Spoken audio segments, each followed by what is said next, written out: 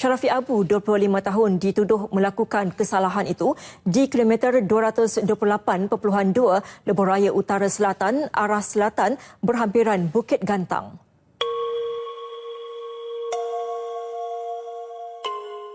Pilu hati seorang ayah bernama Johari Hasim mendengar kabar putri kesayangannya telah meninggal dengan cara yang amat mengenaskan. Istrinya, Nur Azlina Dawari, juga tak kalah terkejut, bahkan hampir pingsan manakala tragedi yang menimpa putrinya masuk ke dalam media berita pembunuhan. Gadis cantik kelahiran 1996 ini telah dibunuh dengan keji dan pelakunya harus mendapat hukuman setimpal atas perbuatannya. Begitu mudah mengambil nyawa orang lain dengan alasan sakit hati karena cintanya ditolak. Nyatanya, kerugian itu bukan cuma diderita oleh korban dan keluarga. Pelaku sendiri tentunya menghadapi hukuman mati. Seperti kisah yang akan Mia ceritakan kali ini, sebagai pengingat bahwa hidup ini bukan hanya persoalan bercinta. Masih banyak aspek kehidupan lain yang perlu kita perjuangkan. Karena sejatinya setiap makhluk hidup pasti akan kembali pada Sang Pencipta. Cerita ini adalah berita fakta yang terjadi di negara Malaysia tahun 2015 silam, yang telah Mia rangkum dari berbagai media terpercaya dan menyajikannya sebagai alur cerita, sebagai pengingat bahwa tindakan kriminal bisa terjadi kapan dan di mana saja.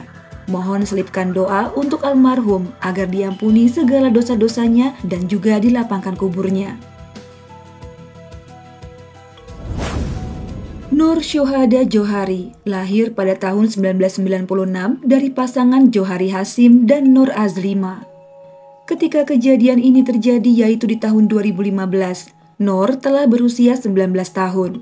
Ia adalah anak kedua dari 6 bersaudara. Keluarga besar ini tinggal di kampung Cerok Mokan, daerah Jitra, Kedah, sebuah kampung yang terletak di bagian utara negara Malaysia dan bersandingan dengan sisi timur negara Thailand. Daerah ini memiliki lahan pertanian yang luas dan sistemnya yang sangat maju. Oleh sebab itu, daerah ini mampu menghasilkan 70% padi. Nah, kisah ini akan berfokus pada Nur Syuhada. Sedari kecil wajahnya udah kelihatan cantik dengan menggunakan jilbab yang merupakan jati dirinya sebagai muslimah.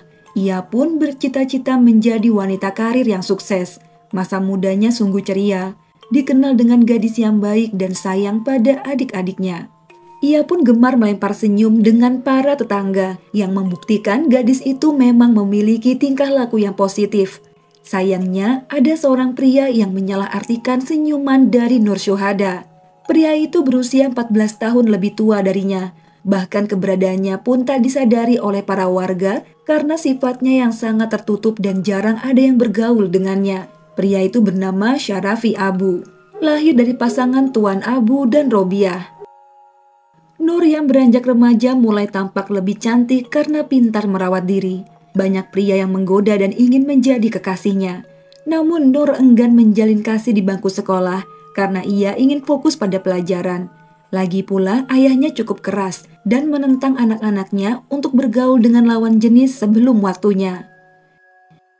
Sayangnya, sudah ada predator yang diam-diam mengincar sang putri. Kala itu Nur telah duduk di bangku SMA.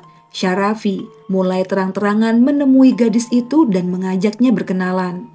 Tentu saja ajakan perkenalan itu membuat Nur jadi takut. Lantas ia menolak dengan halus. Syarafi yang mendapat penolakan pertama tidak merasa gentar sedikit pun. Ia terus menunggu gadis itu pulang dari sekolah dan mencegatnya di jalan utama sebelum menuju rumah. Saat itulah Nur mengadukan gangguan ini pada sang ayah. Awalnya Johari hanya menganggap gangguan itu selayaknya remaja nakal biasa dan akan menghilang seiring berjalannya waktu.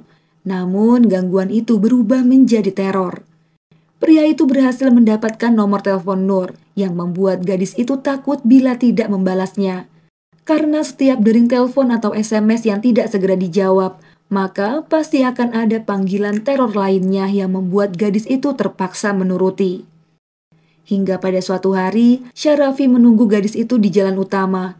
Namun setelah menunggu cukup lama, ia baru sadar telah terkecoh dan menyadari gadis itu sudah kembali pulang ke rumah.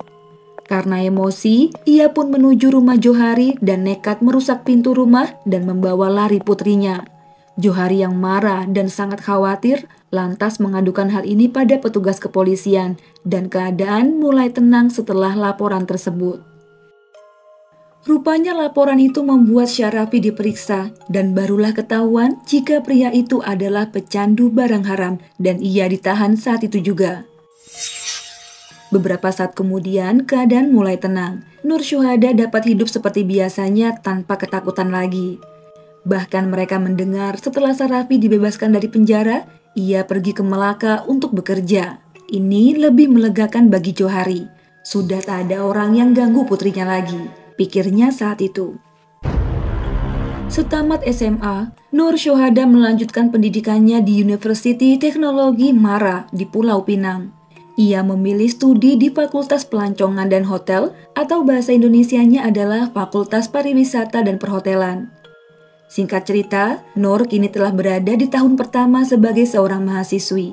Bersama rekannya, ia tinggal di kamar kos dan fokus untuk masa depan. Tak banyak kegiatan atau cerita gadis itu semasa kuliah, hanya beberapa foto yang sempat diabadikan saat momen kebersamaan dengan keluarga juga beberapa rekannya.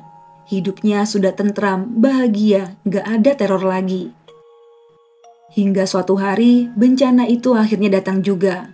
Tepatnya di awal tahun 2015, Syarafi Abu muncul lagi di hadapan gadis itu. Ia mengajak Nur untuk berbicara.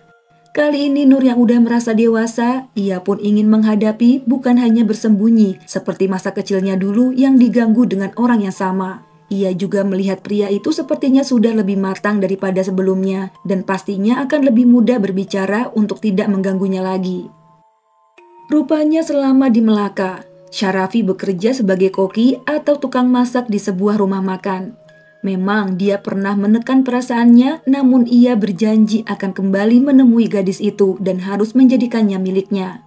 Perasaan cinta berubah menjadi suatu hasrat kewajiban, yang mana jika target tidak menerima cintanya, maka jalan satu-satunya ia harus memakai cara lain agar sang pujaan hati tak jatuh ke pelukan pria lain, meskipun dilakukan dengan cara yang kasar. Egonya berubah jadi menyeramkan, apalagi ketika melihat sebuah pisau Rambo dan menyelipkannya di saku celana. Kemudian sajam itu dibawa kemanapun ia pergi. Entah tujuannya untuk apa, yang jelas tidak untuk berbuat baik. Pada tanggal 2 Februari tahun 2015, Syarafi menemui Nur dan mengajaknya untuk berbincang. Saat itu, ia mengendarai mobil jenis Proton perdana berwarna hitam. Entah apa yang keduanya bicarakan di dalam mobil yang melintas di jalan tol Lebuh Raya Utara Selatan. Menurut saksi yang mobilnya berada di belakang suspek, ia melihat mobil jenis Proton hitam itu bergoyang tak tentu arah. Tiba-tiba mobil itu menepi ke bahu jalan dan saksi yang penasaran juga ikut menepikan mobil untuk segera melaporkan kejadian ini pada petugas polisi. Beberapa saat kemudian, saksi terkejut manakala melihat seorang wanita dari kursi depan keluar dengan memegangi bagian leher. Wanita itu terhuyung menahan darah yang keluar dengan derasnya. Saksi berteriak histeris hingga membuat pengguna jalan tol lainnya ikut menepikan mobil.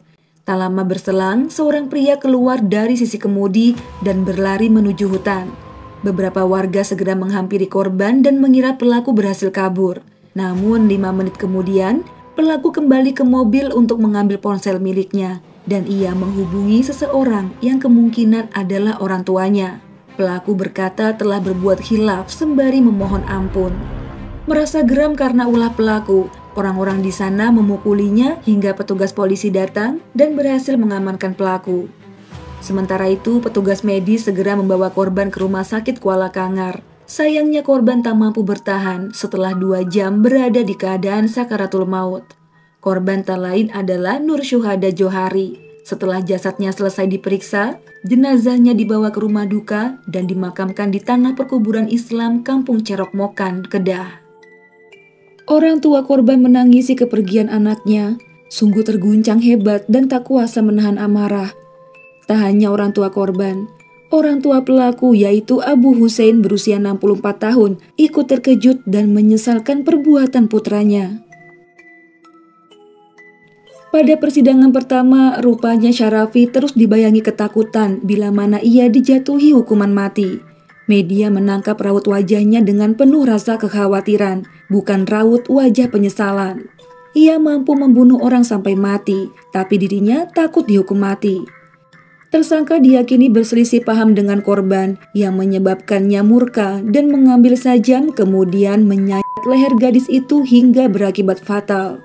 Ia pun dijatuhi hukuman mati oleh Mahkamah Tinggi Taiping selepas pengacara pembela gagal memberi bukti yang mampu meringankan hukuman. Namun beberapa tahun kemudian, keputusan kabinet menangguhkan hukuman mati atas alasan hak asasi manusia. Keluarga pelaku terus meminta maaf pada keluarga korban. Di lain sisi, Johari dan keluarganya memutuskan pindah ke Alor Setar, mungkin karena tak ingin bertetangga lagi dengan keluarga pembunuh anak mereka. Hingga 9 tahun pun telah berlalu, persidangan terus dilakukan karena terdakwa masih berusaha meminta keringanan hukuman. Abu Hussein dan istrinya berkata, tidak ada ibu bapa yang sanggup melihat anaknya dibunuh atau dihukum mati. Mereka hanya bisa meminta maaf dan selalu mendoakan almarhumah diberi tempat terindah di sisi Allah Subhanahu wa Ta'ala. Sidang putusan dilakukan pada bulan September tahun 2024, menukar hukuman mati dengan penjara 38 tahun serta 14 kali hukuman cambuk, mengikut akta semakan hukuman mati dan pemenjaraan sepanjang hayat yang disahkan pada tahun 2023. Tentu ini membuat keluarga korban merasa sangat kecewa, namun di sisi lain ada keluarga yang merasa lega. Syarafi Abu adalah simbol keegoisan cinta yang bertepuk sebelah tangan, mengutamakan cinta hingga hilang akal dan membuatnya hilang masa depan, membuat kecewa orang tua dan kekal di balik jeruji besi hingga usia 60-an tahun. Rambutnya telah memutih dan kulitnya berkeriput ketika ia berhasil menghirup udara bebas suatu saat nanti. Lantas, apakah ini tujuannya hidup? Baik teman-teman, mari kita sama-sama mendoakan agar almarhumah Nur Syuhada binti Johari mendapat ampunan dan dilapangkan kuburnya. Dan untuk keluarga yang ditinggalkan, semoga diberi kesehatan, kekuatan, serta ketabahan. Kalau gitu, Mia pamit dulu. Mohon maaf banget jika ada salah-salah kata dalam pembuatan video. Sampai jumpa di video selanjutnya. Bye!